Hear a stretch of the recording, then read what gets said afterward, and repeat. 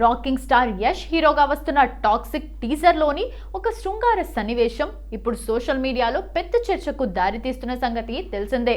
ఒక మహిళా దర్శకురాలై ఉండి ఇంత బోల్డ్ సీన్ ఎలా తీశారంటూ నెటిజన్లు ప్రశ్నిస్తుండగా గీతూ మోహన్ దాస్ తాజాగా సెటైరికల్ గా స్పందించారు. స్త్రీల ఆనందం, వారి సమ్మతి గురించి జనం ఇంకా చర్చించుకుంటూనే ఉన్నారు. నేను మాత్రం చిల్ అవుతున్నాను అంటూ తన ఇన్స్టాగ్రామ్ స్టోరీలో ఘాటుగా బదిలిచ్చారు.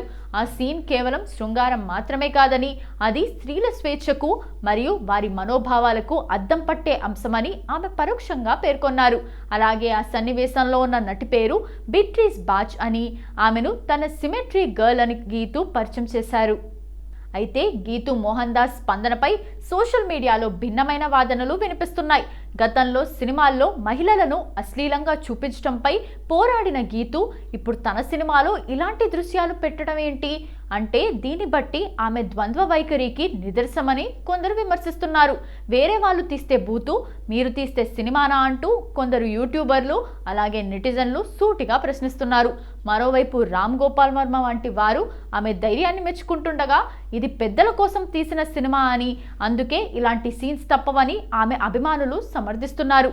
ఏదేమైనా ఈ వివాదం సినిమాపై అంచనాలను ఒక్కసారిగా పెంచేసింది.